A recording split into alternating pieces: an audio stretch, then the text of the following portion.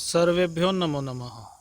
आज हम षष्ठः पाठे पढ़ेंगे समुद्र तटः, कक्षा षष्ठी।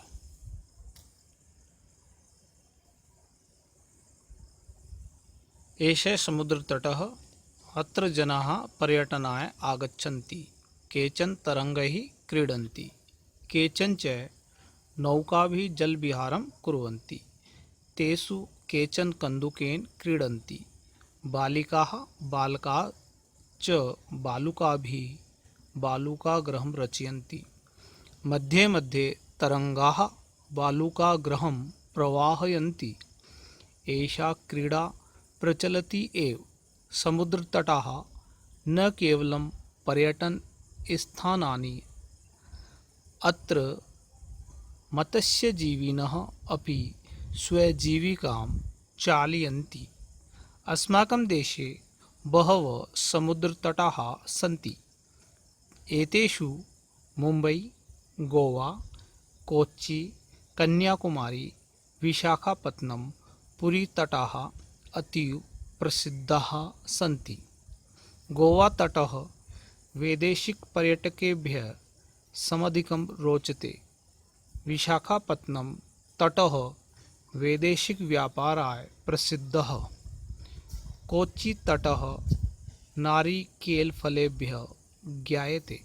मुम्बैनगरस्य जुहू तटे सर्वे जनाः स्वैरं विहरन्ति। चेन्नैनगरस्य मेरीना तटः देशस्य सागरतटेषु दीर्घतमः।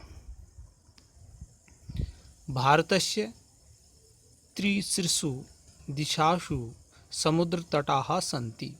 अस्माद् एव कारणात् भारतदेशः प्रायद्वीपः इति कथ्यते।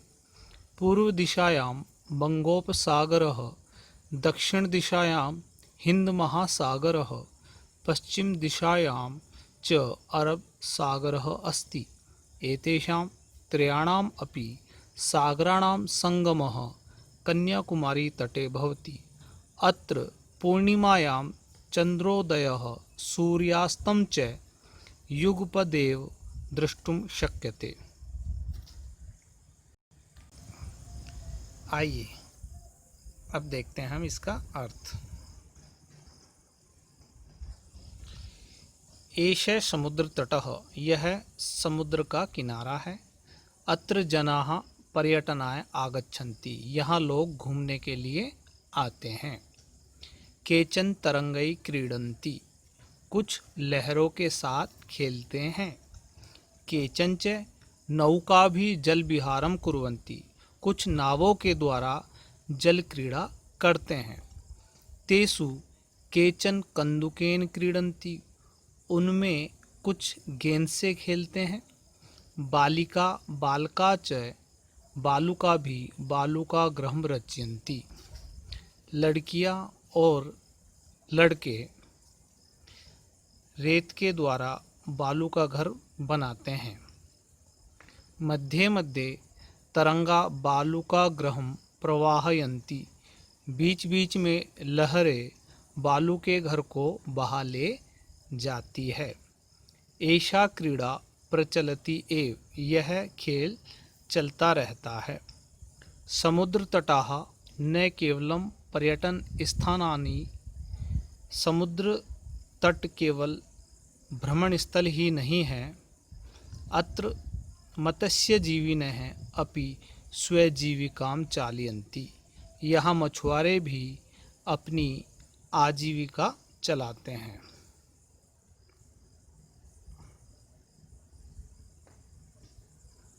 अस्माकं देशे बहवः समुद्रतटाः सन्ति, हमारे देश में बहुत से समुद्र तट हैं। एतेषु मुंबई, गोवा, कोच्चि, कन्याकुमारी, विशाखापत्तनम, पुरी तटाः अतीव प्रसिद्धाः सन्ति। इनमें मुंबई, गोवा, कोच्चि, कन्याकुमारी, विशाखापत्तनम और पुरी के तट बहुत प्रसिद्ध हैं। गोवा तट वैदेशिक पर्यटकेभ्यः समधिकं रोचते। गोवा का तट विदेशी पर्यटकों को बहुत अच्छा लगता है। विशाखापत्तनम तटः वैदेशिक व्यापाराय प्रसिद्ध है। विशाखापत्तनम का तट विदेशी व्यापार के लिए प्रसिद्ध है। कोच्चि तट नारिकेल फलेभ्यः ज्ञायते। कोच्चि का तट नारियल के फलों के लिए जाना जाता है। मुंबई नगरस्य जुहू तटे सर्वे जनाः स्वैरं विहरन्ति। मुंबई नगर के जुहू तट पर सभी लोग इच्छानुसार घूमते रहते हैं।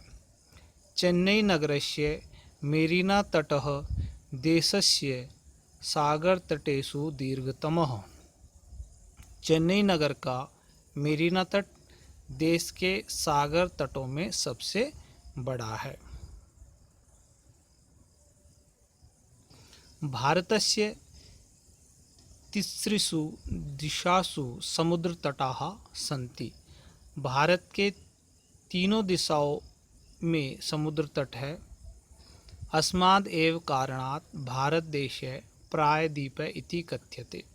इस कारण से ही भारत देश प्रायद्वीप कहा जाता है। पूर्व दिशायां बंगोपसागरः, दक्षिण दिशायां हिंद महासागर। पूर्व दिशा में बंगाल की खाड़ी, दक्षिण दिशा में हिंद महासागर और पश्चिम दिशा में अरब सागर है।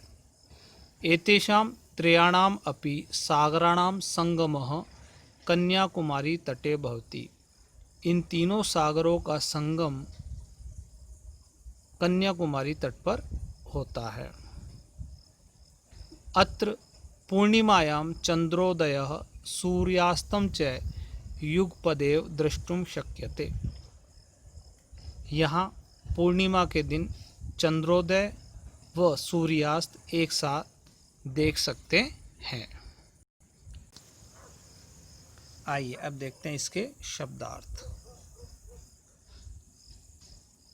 समुद्र तटः समुद्र का किनारा, पर्यटनाय घूमने के लिए, तरंगही लहरों से या लहरों के साथ, नौका भी नौकाओं के द्वारा, जल विहारम जल क्रीड़ा, बालू का भी बालुओं से, बालू का गृहम बालू का घर या घरोंदा, मध्य मध्य बीच बीच में, प्रवाहयंती धो देते हैं बहा देते हैं, प्रचलती एव चलती ही रहती है।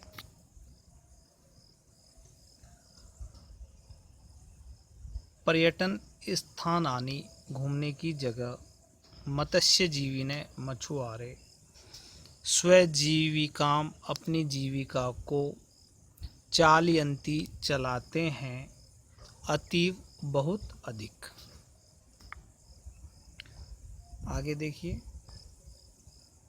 स्वैरम बेरोक टोक यथेच, विहरंती घूमते हैं टहलते हैं, दीर्घतमः सबसे लंबा, प्रायद्वीपः तीन तरफ जल से घिरा भूभाग, संगमः मिलन, युगपदेव युगपद प्लस एव एक ही साथ, दृष्टुम शक्यते देखा जा सकता है। आगे चलिए अब हम करते हैं इस पाठ के अभ्यास। उच्चारणम कुरुत उच्चारण करो। तरंगई मत्स्यजीविनः विदेशिक पर्यटकेभ्यः संगमः तिसृषु वैदेशिक व्यापाराय प्रायद्वीपः बंगोपसागरः चंद्रोदयः। दूसरा प्रश्न है, अधोलिखितानां प्रश्नानां उत्तरम लिखत। नीचे लिखे गए प्रश्नों के उत्तर लिखो। जनाः का भी जल विहारम कुर्वन्ति, लोग किससे जल विहार करते हैं। जनाः नौका भी जल विहारम कुर्वन्ति, लोग नावों से जल विहार करते हैं।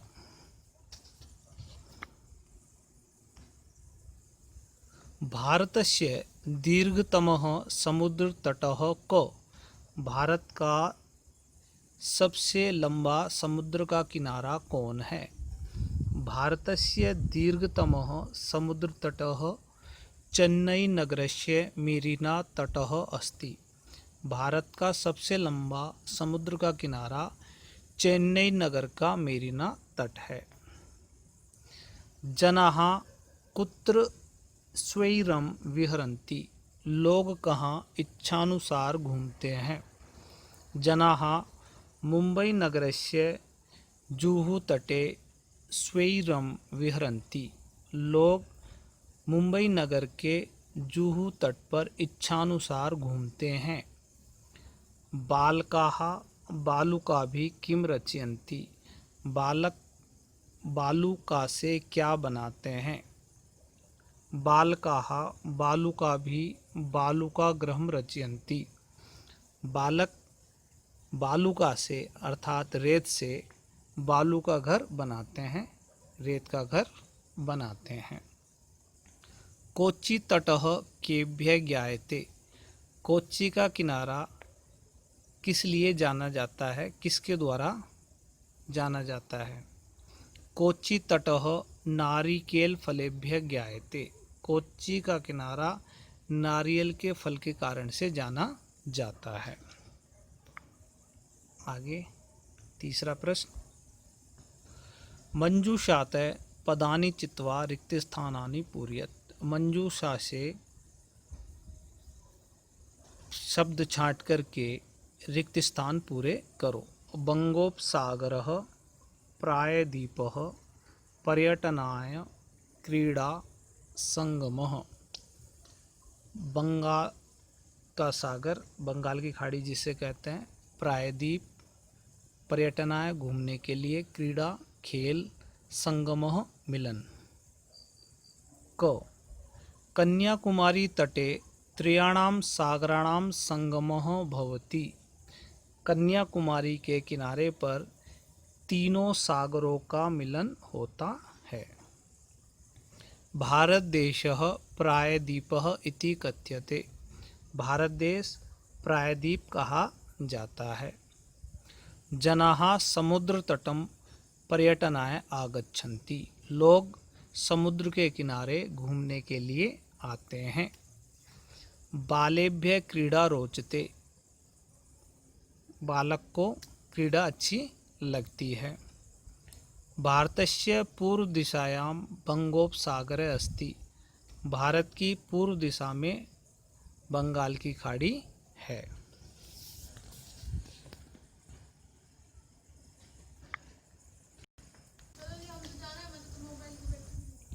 अगला प्रश्न, यथा योग्यम योज्यत। समुद्र तटः पर्यटनाय, क्रीडनकम खेलनाय, दुग्धम पोषणाय, दीपकः प्रकाशाय, विद्या ज्ञानाय। समुद्र का किनारा घूमने के लिए, क्रीडनकम खिलौना खेलने के लिए, दूध पोषण के लिए, दीपक प्रकाश के लिए, विद्या ज्ञान के लिए।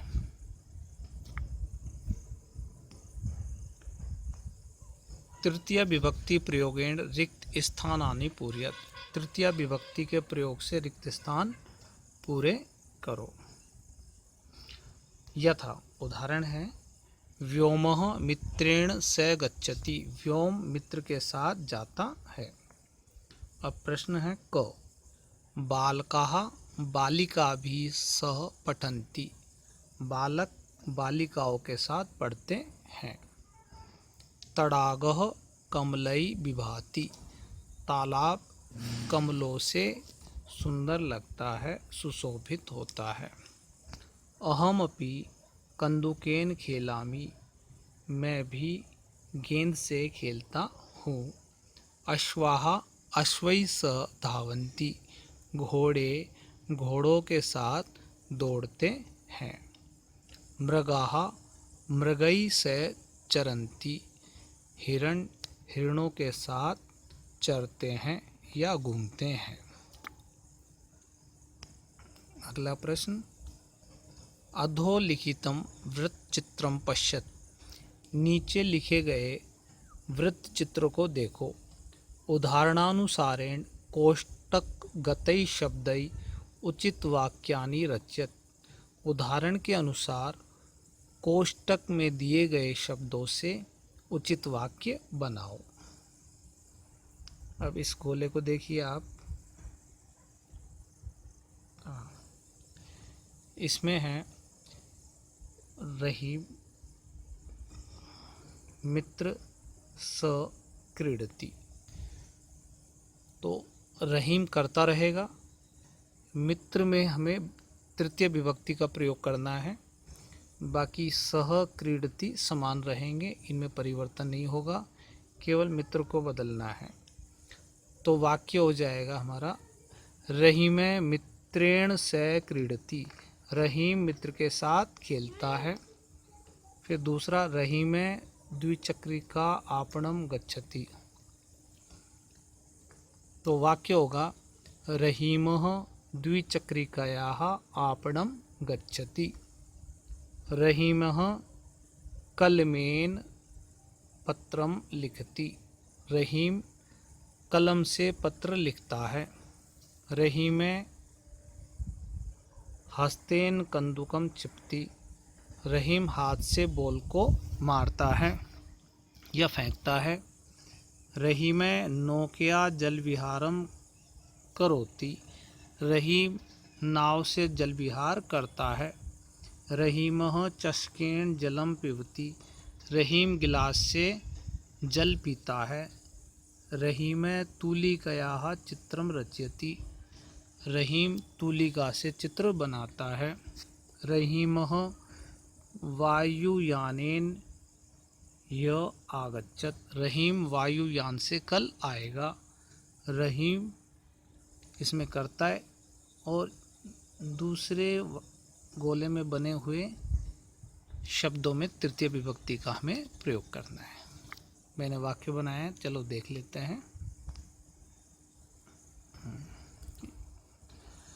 उदाहरण है पहला, रहीम मित्रेण से क्रीडति, रहीम मित्र के साथ खेलता है, तो मित्र में तृतीय विभक्ति का हमने प्रयोग किया है। रहीम द्विचक्रिकया आपणम गच्छति, रहीम साइकिल से बाजार जाता है, रहीम कलमेन पत्रम लिखति, रहीम कलम से पत्र लिखता है, रहीम हस्तेन कंदुकम छिपति, रहीम हाथ से बॉल को फेंकता है या मारता है, रहीम नौकया जल विहारम करोति, रहीम नाव से जल विहार करता है, रहीम चषकेन जलम पिबति, रहीम गिलास से जल पीता है, रहीम तूलिकया चित्रम रचयति, रहीम तूलिका से ब्रश से चित्र बनाता है, रहीम वायुयानेन ह्य आगच्छत, रहीम वायुयान से कल आया। अब है 7वां प्रश्न,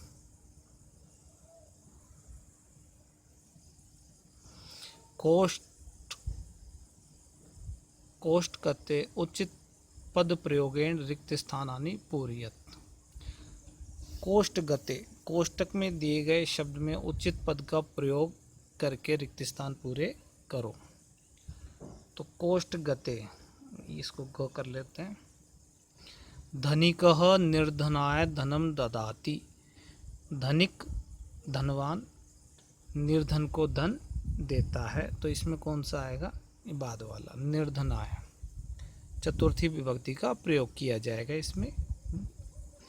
बालः पठनाय विद्यालयम गच्छति, बालक पढ़ने के लिए विद्यालय जाता है, तो यहाँ प्रयोग होगा पठनाय। सज्जनाः परोपकाराय जीवन्ति, सज्जन परोपकार के लिए जीते हैं, तो यहाँ आ जाएगा परोपकार, चतुर्थी विभक्ति। प्रधानाचार्यः छात्रेभ्यः पारितोषिकम यच्छति, प्रधानाचार्य छात्रों को पुरस्कार देता है, तो यहाँ प्रयोग हो जाएगा छात्रे पे का, इसमें भी चतुर्थी विभक्ति का प्रयोग है। शिक्षकाय नमः, शिक्षक को नमस्कार, तो चतुर्थी विभक्ति का प्रयोग।